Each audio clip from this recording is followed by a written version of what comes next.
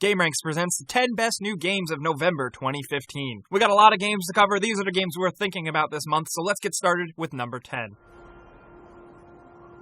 Anno 2205 is a city-building and economic simulation game with RTS elements. That's probably one of the best things it has going for it, the fact that it's got elements of civilization and command and conquer. You're tasked not with building civilization from the ground up, but leading it into the future. And that's the coolest part, the fact that you get to build these amazing, unique-looking, futuristic cities really make this feel different from all the other similar games out there. People have always loved the Anno games for their depth and aesthetics, and in 2205 you have unlimited city building at your fingertips. Not to mention, for PC graphic fans, you can really amp the graphics up if you want. City builders, this might be a dream come true for you this month. Pokemon Super Mystery Dungeon is a roguelike Pokemon game for the 3DS. It's a dungeon-crawling roguelike RPG game with 3D characters and environments. What makes the Pokemon Mystery Dungeon game special is that you actually play as the Pokemon. In this one, you get to choose from 20 other different Pokemon characters. It released in Japan in September, and it seems like people are loving it over there, with Famitsu giving it a 36 out of 40. I know that's a really weird review score number, but it's coming out in November this month, and Pokemon fans are pretty amped for it, so maybe you should be too. Speaking of 3DS games, this time in North America, we're getting Yokai Watch for the first time. Yokai Watch is absolutely huge in Japan and has been hugely anticipated in other territories since. It's a 3DS game in which you explore the world using your Yokai Watch to discover more than 200 yokai. These are little things that you befriend and turn them into a team to battle other yokai. Each yokai has its own skills and strength to solve daily problems. Does it sound a little familiar? Well, that's because it is, but it's a winning formula. People are addicted, people are hyped, and I know personally I can't wait to get my hands on it on 3DS this month. And at number 7, we have Mario Tennis Ultra Smash. It's time to finally dust off your Wii U again to play another Mario game. Mario Tennis Ultra Smash is, believe it or not, the 7th Mario Tennis game out there. And this time around, you're getting more game modes, better graphics, and the ability to use some amiibo features in the game. I'm sure for many of you, the most important aspect of this game is the multiplayer, and you're going to be able to do that. Thankfully, it doesn't really seem like Nintendo games are getting rid of couch co-op anytime soon. And at number 6, starting off the beginning of November, we have the release of the new Need for Speed game titled simply Need for Speed. This is a next-gen Need for Speed game that looks like a bit of a return to form and a spiritual successor to the Need for Speed Underground series. It features a single-player career and adventure mode, including FMV sequences, or actual live-action acted-out sequences, which could either be really cool and harkening back to 90s games, or be incredibly awkward. That being said, the racing and customization this time around looks better than ever. And after so many years since Need for Speed Underground 2, I am ready to get back and add spoilers to my ridiculous car. I'm really hoping this one is good.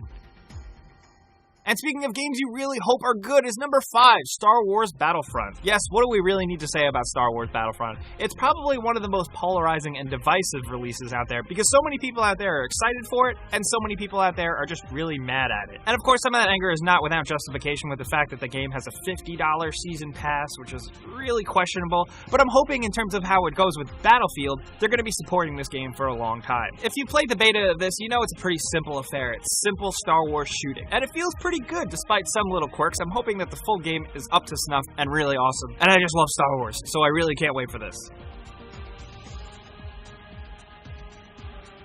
And at number 4, we have StarCraft II Legacy of the Void. Yeah, it feels like StarCraft II released so long ago, but here's the third and final expansion to the game, Wings of Liberty. Legacy of the Void is adding a bunch of new features, and the one mode that I'm the most excited to play is co-op missions. You can play these co-op missions regardless of your skill or playstyle with a friend, and you actually get one of 6 commanders to choose from to control on the battlefield. So for example, if you choose Kerrigan to control your army, you could actually directly control Kerrigan and use her powers. I don't know about you guys, but I think that sounds like a dream come true for StarCraft fans. If you've been waiting for a campaign to focus on the Protoss, this is your time to jump back into StarCraft.